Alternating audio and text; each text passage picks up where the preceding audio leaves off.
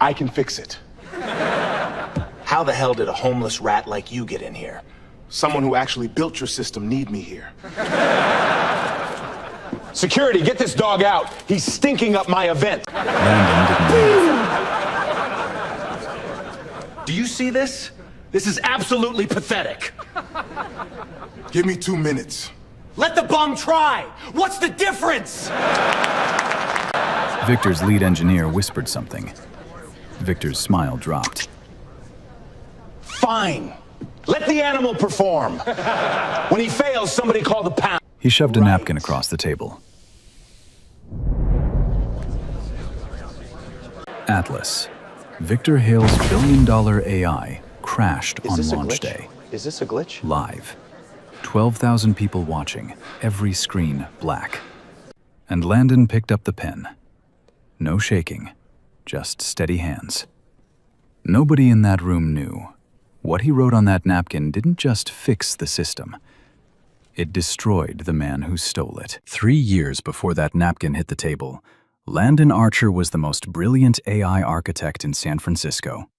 Not the most famous, not the richest, the most brilliant. The difference mattered. He grew up in Hunters Point, the part of the city tourists never see. His mother cleaned office buildings downtown. His father left before Landon turned 3. There was no trust fund, no private school, no Silicon Valley connections.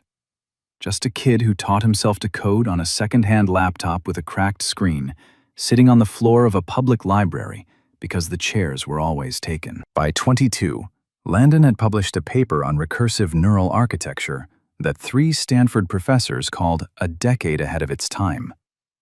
By 26, he had built a prototype for a self-learning AI framework, the Neural Bridge, in his studio apartment using hardware he bought from electronics recyclers.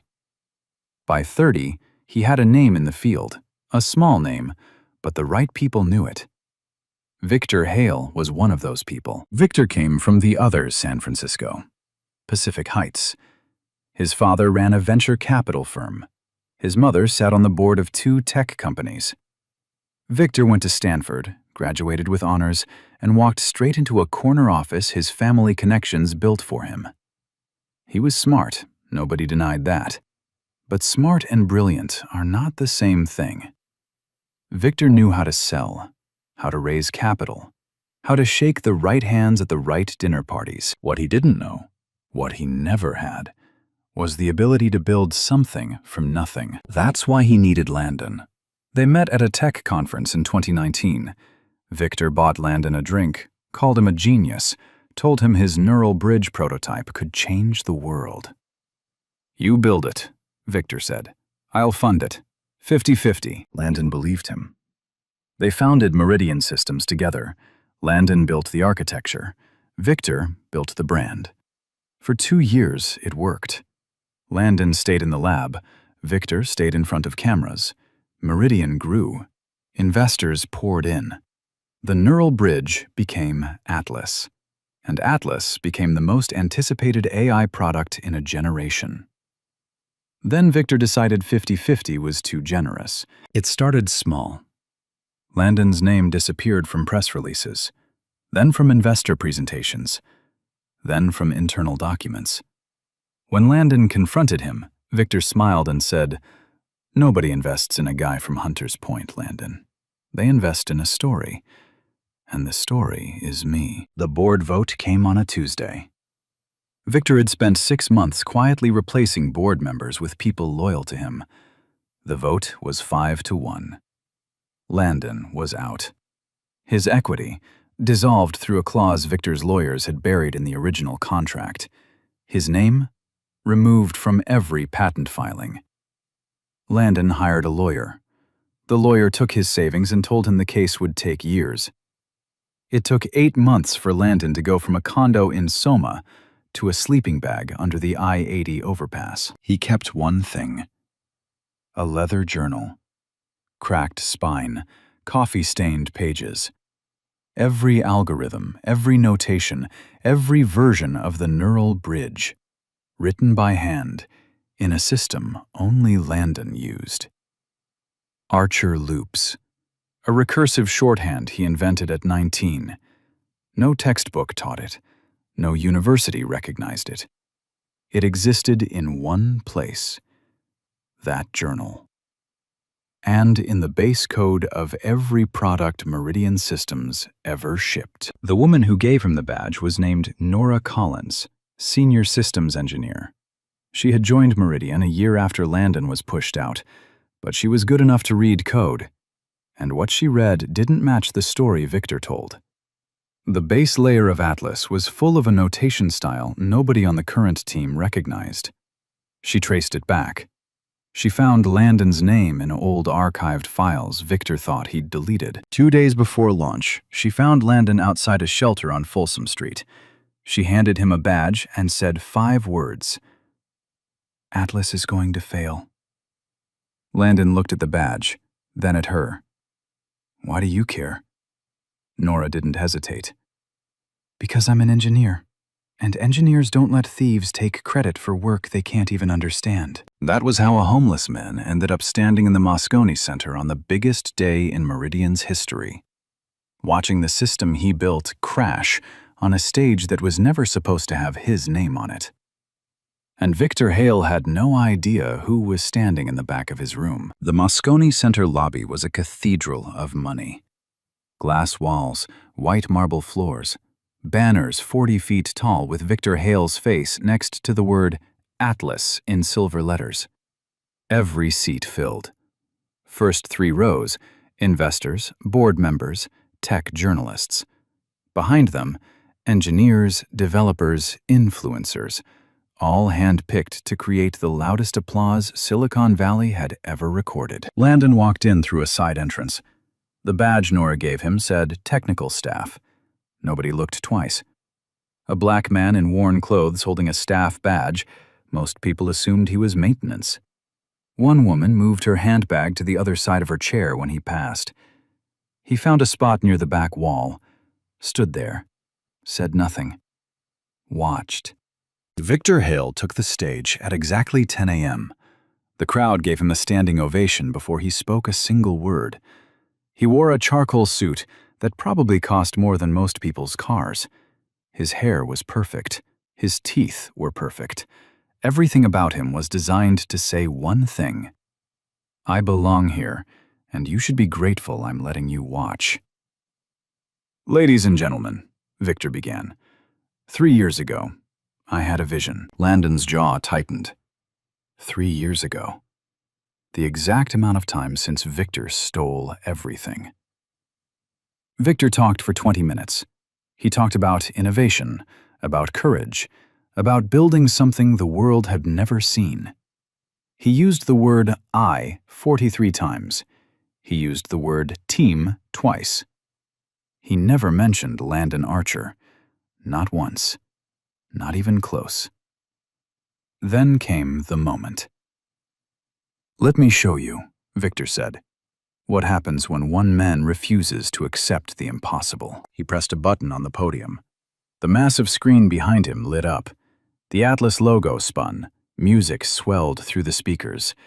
And then, nothing. The logo froze. The screen flickered. A line of red error text scrolled across the bottom. Too fast for most people to read, but not too fast for Landon. He read every word, and he recognized exactly what was happening. The system was trying to execute a recursive function built on Archer loops, his notation, but someone had rewritten the routing layer on top of it. The two architectures were fighting each other.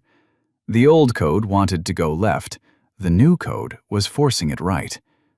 Atlas was tearing itself apart from the inside. Victor laughed nervously. "Technical difficulties.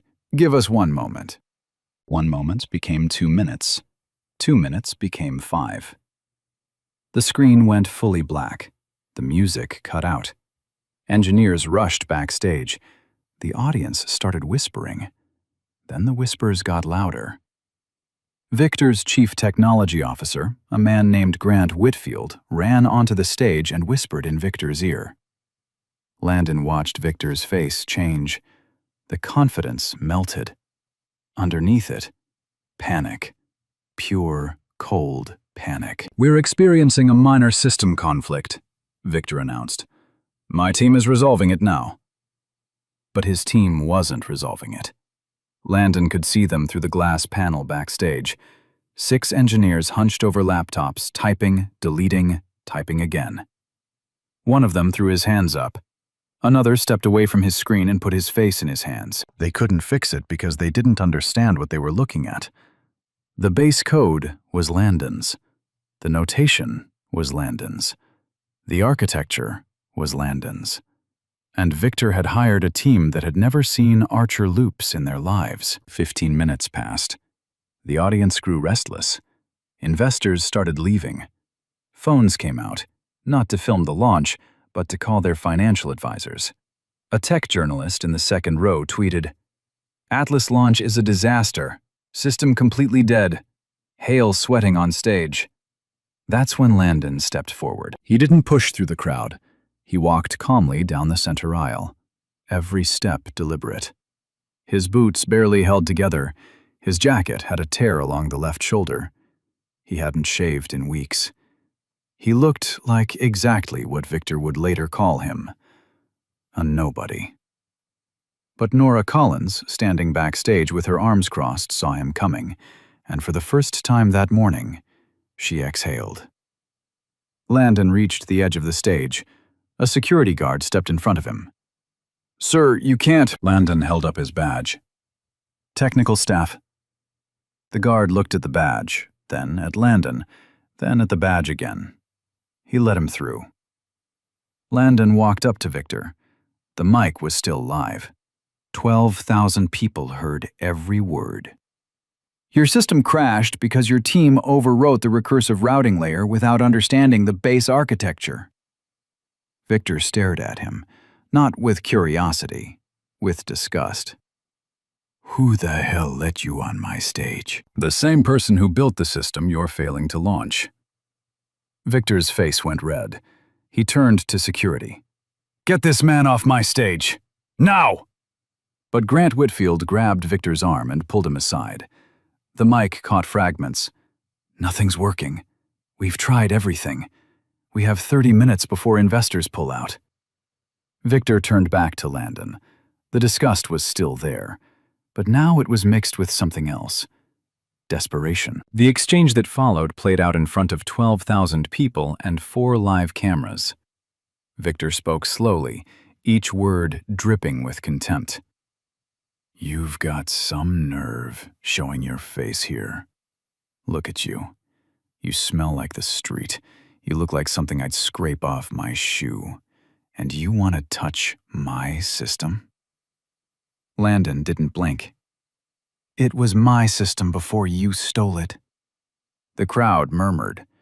Victor stepped closer, lowering his voice, but the mic caught everything. "Listen to me carefully. I gave you a chance once. I pulled you out of whatever hole you came from, and you couldn't handle the pressure. That's not my fault. That's genetics." A ripple of uncomfortable silence moved through the audience. A few people shifted in their seats. Nobody stood up. Nobody said a word. Victor turned to the crowd and smiled. "Don't worry, folks. We'll have this sorted in minutes. We don't need charity cases to run a tech company." The crowd laughed, some nervously, some not. Landon stood on that stage, surrounded by people in $1,000 suits who wouldn't make eye contact with him, and waited. Landon stayed.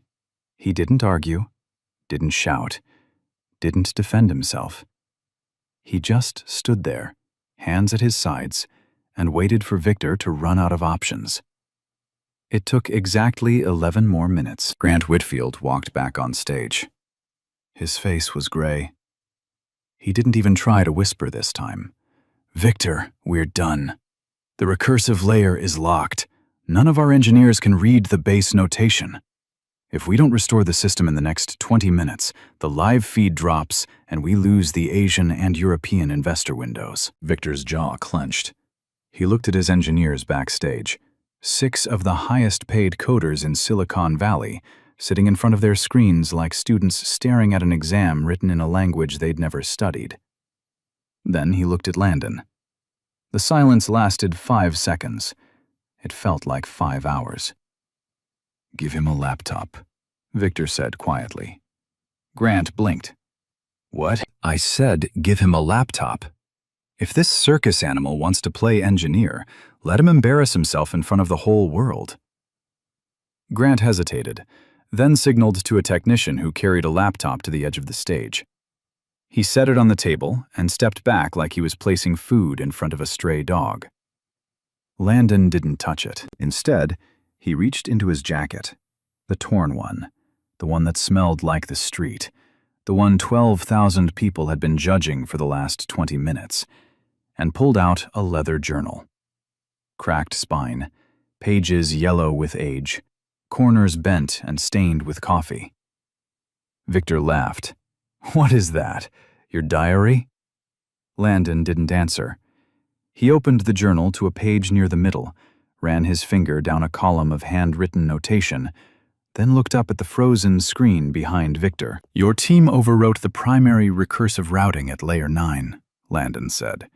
His voice was calm, technical. The voice of a man who had spent 10,000 hours inside the machine they were all staring at. "But the neural bridge doesn't route at Layer 9. It routes at Layer 6 through a nested loop structure that feeds back into itself before branching. Your engineers patched the surface.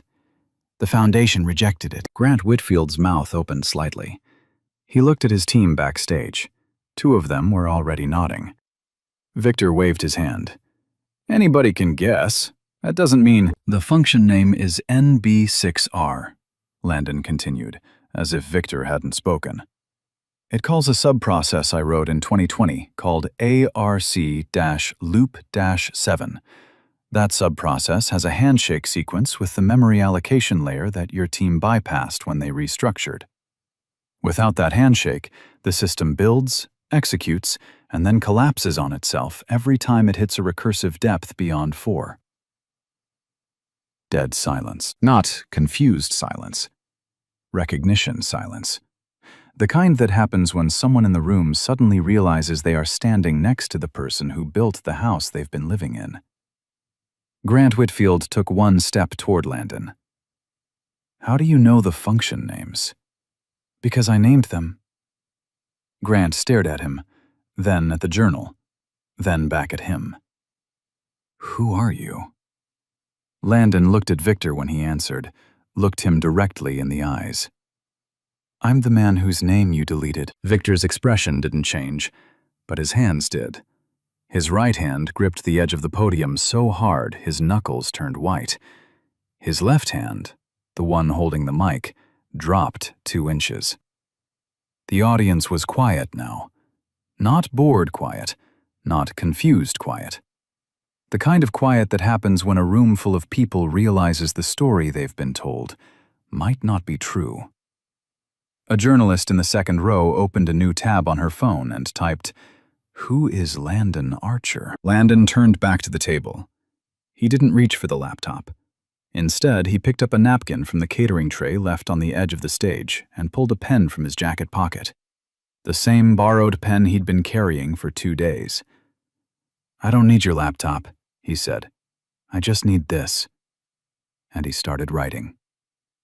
Landon wrote on that napkin the way a surgeon cuts, fast, precise, and without hesitation. His pen moved in patterns no one on Victor's team had ever seen. Small, tight symbols, loops inside loops, arrows that curved back into themselves, lines of notation that looked more like music than code. Archer loops. The recursive shorthand he had invented at 19 years old in a public library, while the rest of the world was learning to use smartphones. The first napkin filled up in 40 seconds. He grabbed a second one, then a third. Grant Whitfield moved closer. He looked at the napkin, then at his laptop, then back at the napkin. His face changed. Not confusion. Recognition. The same notation that had been buried in Atlas's base code for 3 years, the notation his team couldn't read, was flowing from this man's hand like breathing. "That's the base layer," Grant whispered. Not to anyone, just to himself. Landon didn't look up. Hand me the system access. Grant glanced at Victor. Victor's arms were crossed. His jaw was tight. But he didn't say no. He couldn't. 22 minutes had passed since the crash. The European investor window closed in 18 minutes. 2 board members in the front row were already on their phones. Grant typed a command and turned the laptop screen toward Landon. The system's back end appeared. Thousands of lines of code, most of them red with error flags. Landon looked at the screen for exactly 6 seconds. Then he pointed at a block of code near the middle. There, lines 1144 through 1206. Your team rewrote my routing sequence but kept the original memory handshake. The system is trying to send data through a bridge that no longer connects to anything. It's like ripping out someone's spine and expecting them to walk. Grant scrolled to the lines. His eyes widened. That's exactly what we restructured last month. I know, Landon said, because the original structure is right here. He tapped the journal. Page 41, written March 2020, 2 years before you joined the company. Grant looked at the journal page, then at the screen. The match was undeniable. Victor stepped forward. This proves nothing. Any competent engineer could reverse engineer. Then why couldn't your 6 competent engineers fix it in the last 25 minutes? Landon said it without raising his voice, without turning around, without giving Victor the satisfaction of eye contact. The audience heard it. A few people in the middle rows sat up straighter. Someone let out a low whistle. Victor's face darkened. He grabbed Grant by the elbow and pulled him aside. The mic didn't catch the full conversation, but the people in the front row heard enough. This is my company, my launch. I don't care if he can fix it. I want him off my stage. Grant pulled his arm free. Victor, we have 16 minutes. He's the only one who knows what he's looking at. If you pull him off now, Atlas is dead. Not delayed. Dead. Victor stared at Grant for a long moment. Then he turned to the audience and smiled. The kind of smile that takes effort. Ladies and gentlemen, we're running a live diagnostic. Please bear with us. He didn't mention Landon. Didn't acknowledge him. Didn't say his name.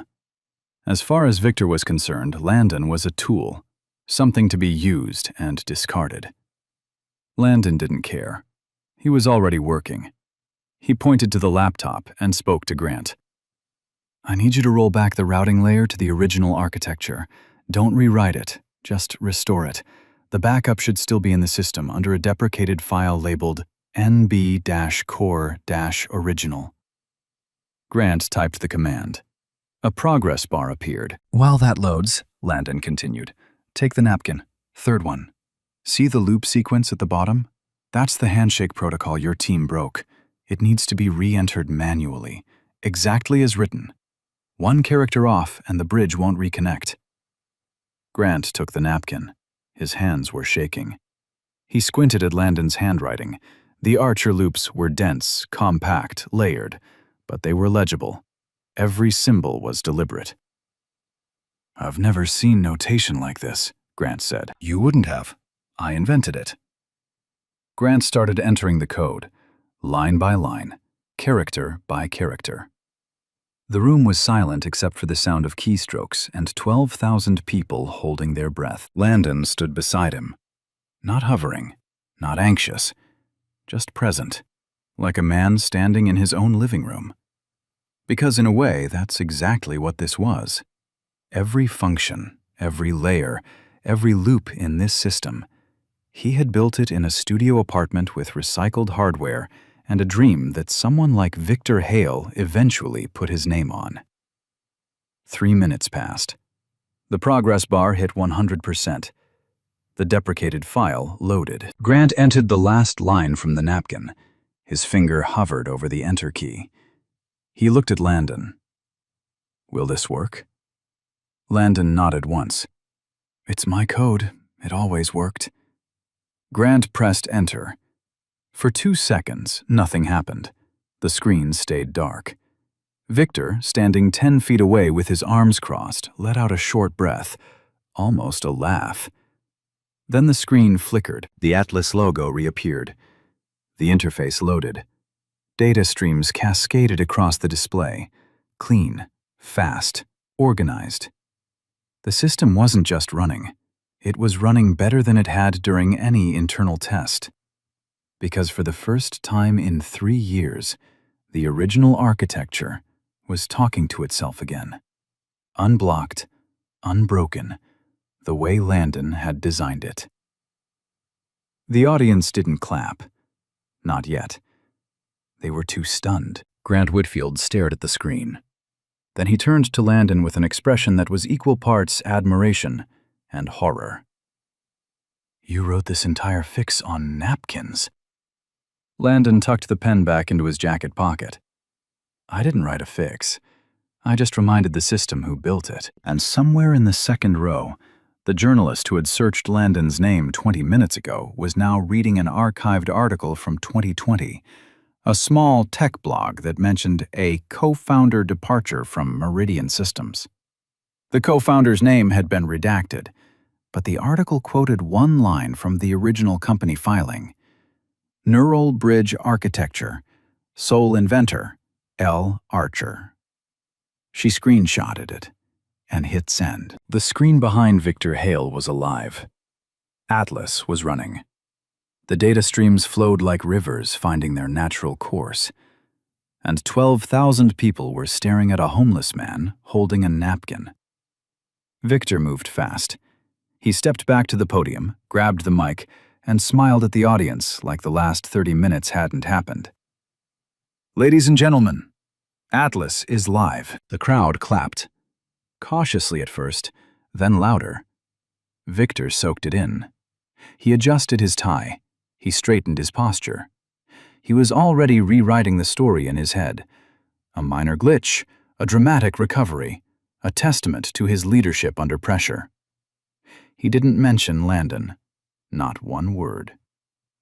"As I was saying," Victor continued, "this is what happens when you build a team that refuses to quit. My engineers identified the conflict and resolved it in real time. That's the Meridian difference." Landon stood at the edge of the stage, still holding his journal, still wearing the torn jacket. He watched Victor take credit for his work. Again. And for a moment, his expression didn't change. But Nora Collins had seen enough. She walked out from backstage, past 2 security guards, past Grant Whitfield, and straight to the journalist in the second row, the one who had already found the archived article. Nora leaned down and placed a USB drive on the journalist's notepad. "Everything's on there," Nora said quietly. "Original patent filings, board vote records, internal emails where Victor ordered Landon's name removed from every document. The archived code commits with timestamps proving Landon wrote the neural bridge 2 years before Victor claimed ownership." The journalist looked at the USB drive, then up at Nora. "Who are you?" "Someone who's tired of watching a thief give speeches." The journalist plugged the drive into her laptop. It took her less than a minute to open the first file, an internal Meridian email from Victor Hale to the legal department, dated 3 years ago. The subject line read, "Remove all references to L. Archer from patent documentation. Effective immediately." She opened the second file. A code repository log showing every commit to the Atlas neural bridge.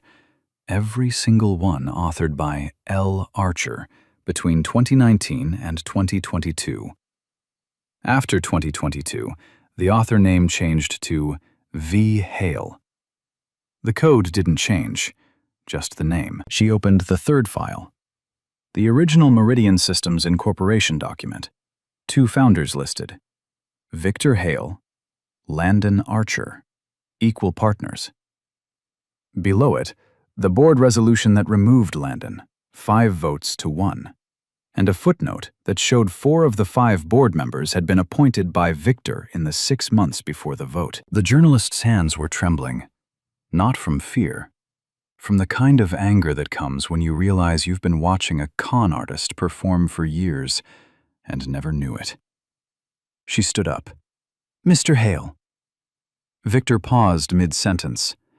He looked down at her with the easy smile of a man who had never been challenged by a journalist he didn't own. "I have documents showing that the Atlas Neural Bridge was built entirely by a man named Landon Archer, the same man who just fixed your system on a napkin.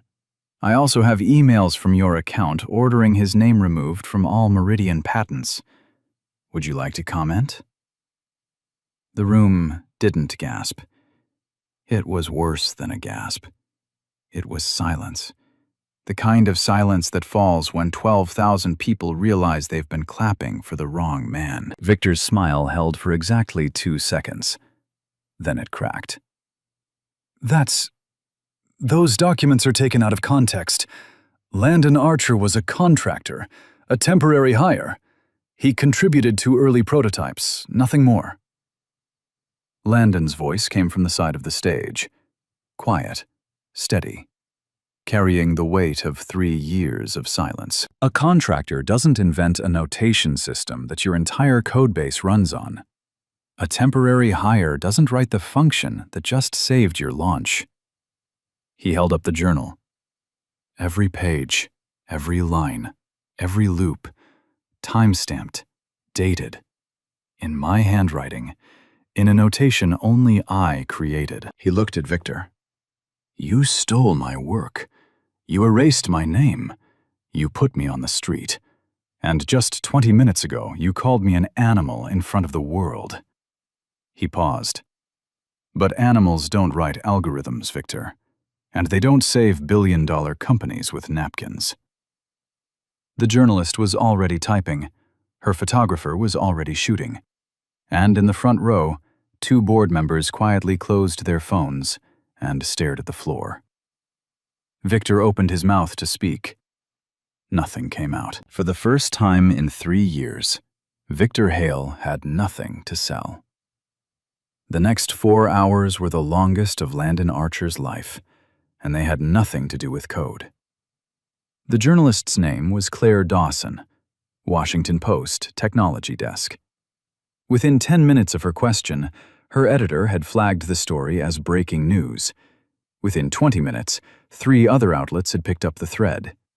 Within an hour, Landon Archer was trending on every platform in the country. But Victor Hale didn't become a billionaire by folding under pressure. He became a billionaire by fighting dirty. The Moscone Center emptied slowly after the launch. Most attendees left confused. They had come to see a product demo and instead witnessed something they couldn't quite name yet. The investors retreated to private rooms. The journalists retreated to their laptops.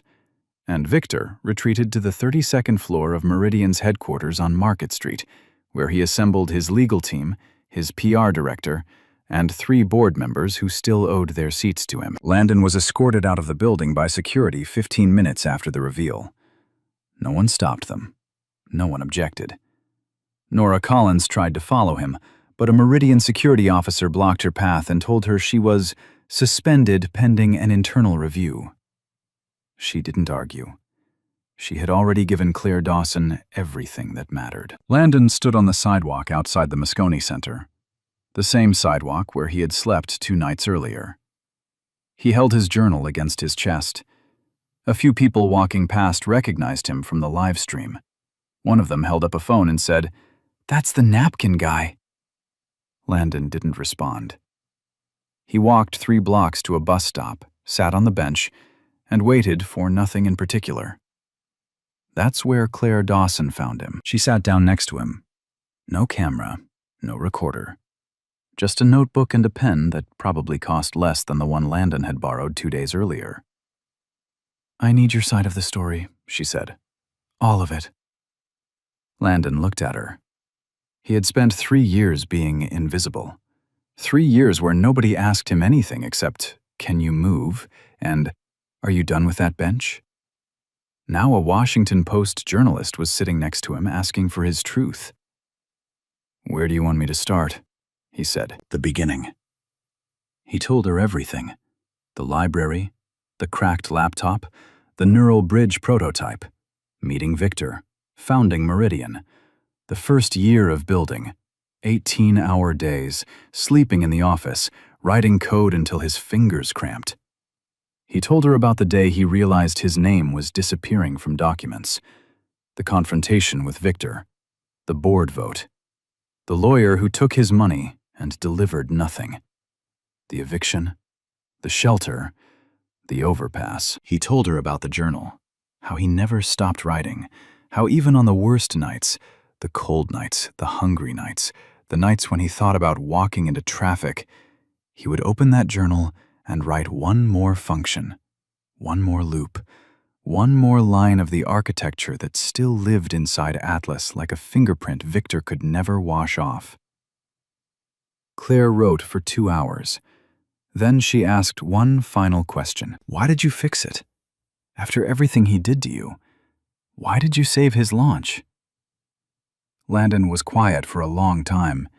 Then he said, I didn't save his launch. I saved my work. Atlas is my child. I don't care whose name is on the building. A father doesn't let his child die because someone else is raising it. Claire published the article at 9 p.m. that night. The headline read, The Homeless Man Who Saved a $1 Billion AI and the Billionaire Who Stole It From Him. By midnight, it had 4 million views. Victor's counterattack came at 6 a.m. the next morning. A prepared statement from Meridian's legal team, 14 paragraphs of carefully constructed denial. Landon Archer was described as a disgruntled former contractor with a history of mental instability. The statement claimed Landon had been terminated for erratic behavior and failure to meet performance benchmarks. It called the documents Nora provided fabricated or taken out of context, and it announced that Meridian Systems was pursuing legal action against both Nora Collins and Claire Dawson for theft of proprietary information and defamation. It was a nuclear response, designed to bury Landon before the public could decide who to believe. For 6 hours, it worked. The news cycle split. Half the headlines said, Homeless Genius Exposes Tech Fraud. The other half said, Billionaire CEO Fights Back Against Smear Campaign. Twitter became a battlefield. Reddit threads ran thousands of comments deep. Cable news panels debated whether Landon was a hero or a con artist. Landon watched none of it. He was sitting in the San Francisco Public Library, the same library where he had taught himself to code, reading the Meridian statement on a public computer. He read every line. Then he read it again. He didn't feel anger. He felt something worse. Familiarity. This was the same playbook Victor had used 3 years ago. Discredit, isolate, erase. It had worked once. Landon had lost everything. But this time there was a difference.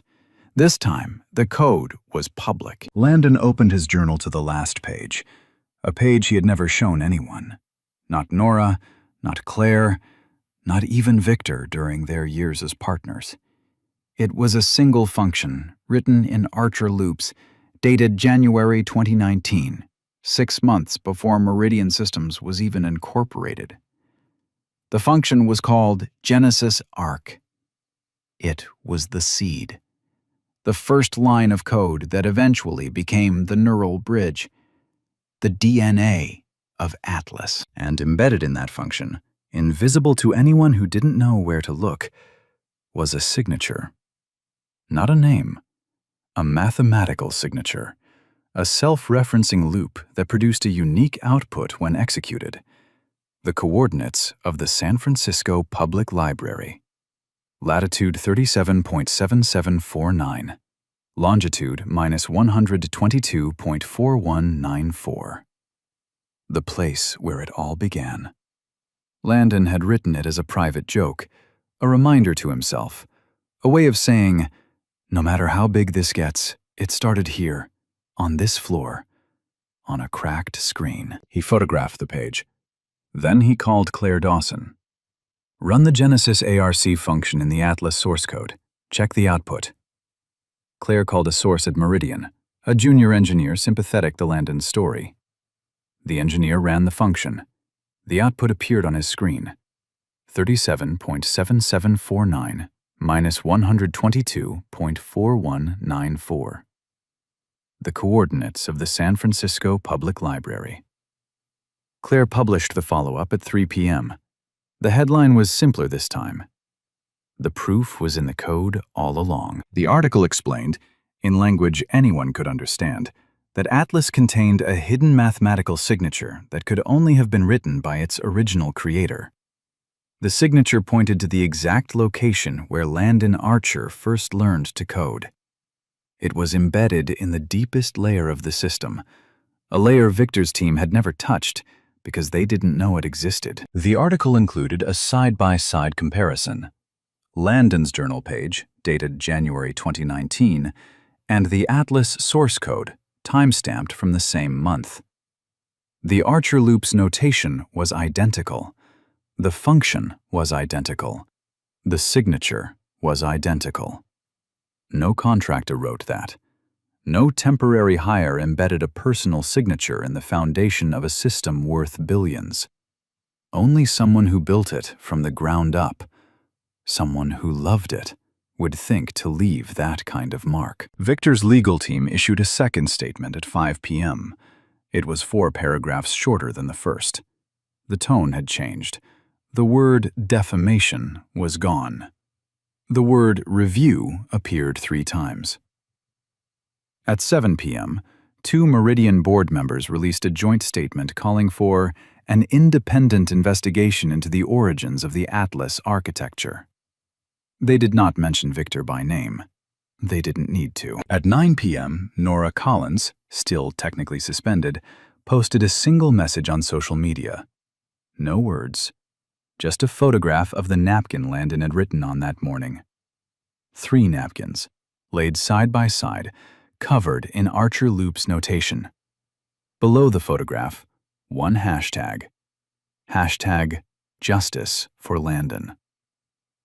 By midnight, it had been shared 600,000 times. And Landon Archer, sitting on a bench outside the library where he had taught himself to code on a cracked laptop 20 years earlier, opened his journal, turned to a blank page, and started writing again. Because that's what builders do.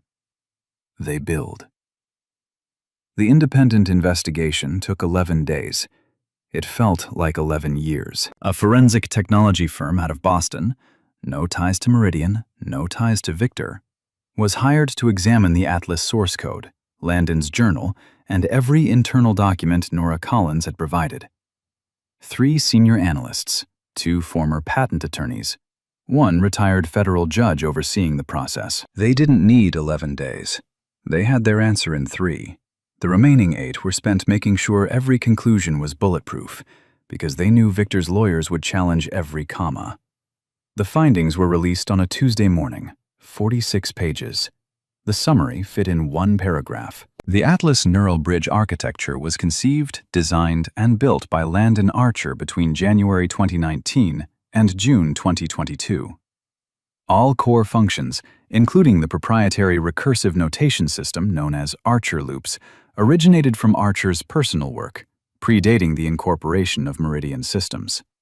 The subsequent removal of Archer's name from patent filings was conducted without legal basis and in direct violation of intellectual property co-ownership statutes. The board vote that terminated Archer's equity position was procedurally compromised, with 4 of 5 voting members appointed by Victor Hale within 6 months of the vote. Victor's legal team filed an objection within 2 hours. It was denied within 4. By that afternoon, 3 things happened in rapid succession. First, the Securities and Exchange Commission announced a preliminary inquiry into Meridian Systems for potential patent fraud and investor misrepresentation. Second, Meridian's stock dropped 41% in a single trading session, the largest single-day loss in the company's history. Third, Victor Hale was asked to step down as CEO by the remaining board members. He refused. They voted. This time, the vote was unanimous. Victor walked out of Meridian headquarters at 4:47 p.m., surrounded by lawyers and trailed by cameras. He didn't speak. He didn't smile.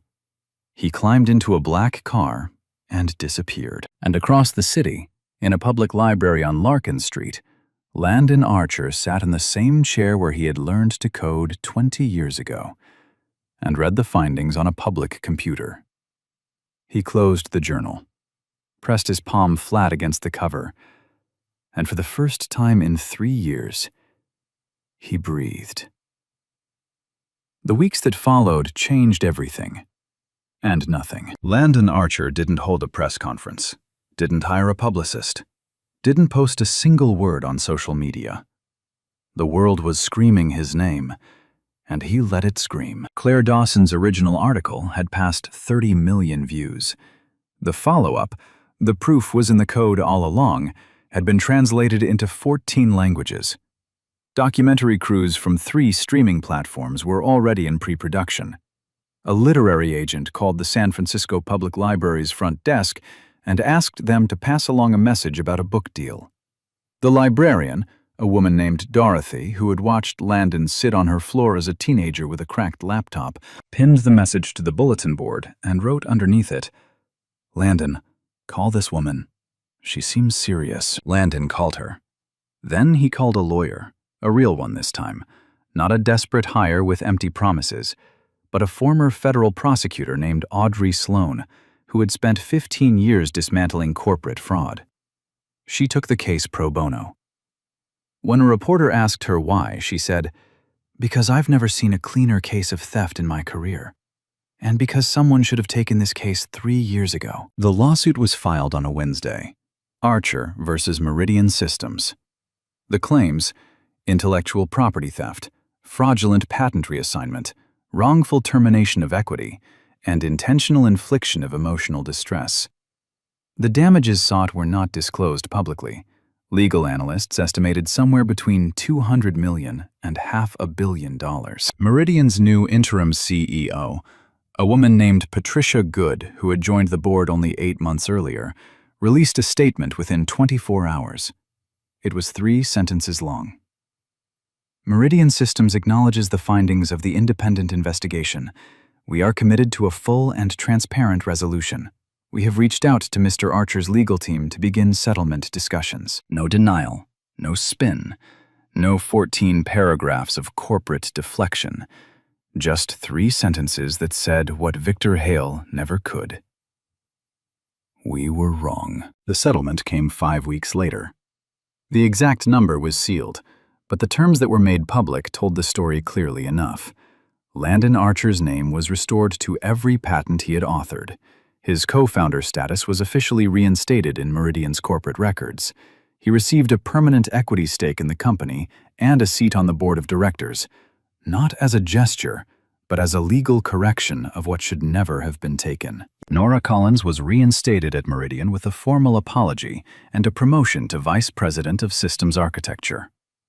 When a reporter asked her how it felt, she said, "It feels like the adults finally showed up." Grant Whitfield resigned quietly. Not in disgrace, in shame. He told a colleague that he had suspected the truth about Atlas for over a year, but never said anything. "I told myself it wasn't my fight," he said. "That's the kind of lie that lets you sleep at night and hate yourself in the morning." Victor Hale disappeared from public life. His social media accounts went dark. His Pacific Heights home was listed for sale 6 weeks after his removal. Former associates said he was consulting lawyers about the SEC inquiry, which had expanded into a full investigation. No charges had been filed yet, but the word "yet" carried weight. The napkin, the original napkin, the one Landon had written on during the launch, ended up in a glass frame on the wall of the San Francisco Public Library, donated by Landon himself. Below it, a small plaque read, "Started on this floor, came back to this floor. The building doesn't matter. The mind does. L. Archer." And every morning, Dorothy the librarian dusted the frame and told the same thing to every kid who asked about it. That man learned to code right where you're standing. So sit down, open your laptop, and get to work.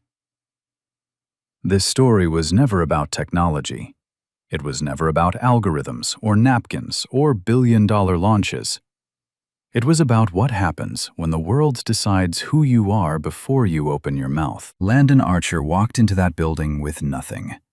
No suit, no title, no money, no power. He had torn clothes and unlaced boots and a leather journal full of brilliance that nobody wanted to see. Because the man carrying it didn't look like what Silicon Valley expected a genius to look like. 12,000 people watched him get called a monkey, a dog, a cockroach, an animal, and not one of them stood up. Not one of them said, "Wait, let him speak." Because the world has a habit of measuring people by what they wear, where they sleep, and the color of their skin, instead of what they carry inside their minds. Victor Hale didn't steal Landon's work because Landon was weak. He stole it because the world made it easy. Because a black man from Hunter's Point with no connections and no money is the easiest person in America to erase. You take his name off the paperwork. You push him out of the room. You wait for the world to forget. And it does. It almost always does. But Landon didn't forget. He carried every line of code in a journal pressed against his chest through 3 years of shelters and overpasses and cold nights. He didn't carry it for revenge. He carried it because it was his. Because no board vote, no stolen patent, no amount of humiliation can take away what your mind built. That napkin didn't just fix a system. It reminded the world that talent doesn't care about your address. Genius doesn't check your bank account. And the truth, no matter how long you bury it, always finds its way to the surface. If you're out there right now, overlooked, underestimated, written off by people who never bothered to ask what you're capable of, remember Landon Archer. Remember the napkin. Remember that the man who built a billion-dollar system on a library floor is the same man who saved it on a stage where nobody thought he belonged. Your work is yours. No one can erase it. Not if you refuse to let them. If this story moved you, if it made you think even for a moment about the people the world overlooks, share it. Send it to someone who needs to hear it. Drop a comment and tell me about a time you were underestimated. Subscribe so you don't miss what's coming next, because stories like these don't just entertain, they remind us who we really are. Hashtag Justice for Landon. Hashtag Napkin Genius. Hashtag True Story of Atlas.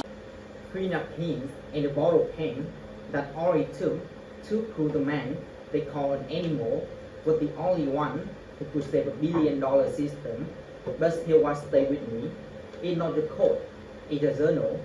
3 years on the street, and every night Landon opened that journal and kept writing, not for revenge, because it was his.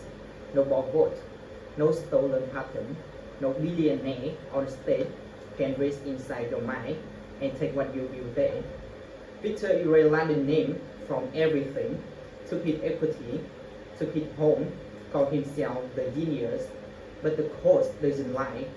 And the moment that system crashed, the truth didn't need a press release, it needed a napkin. So let me ask you this, if the world erased your name from everything you ever built, would you still keep building? Drop your answer in the comments. If this story hit you, say it with someone who been scouted out. Hit subscribe, click once, just as real. Your work is yours. No one can erase it, not if you refuse to let them.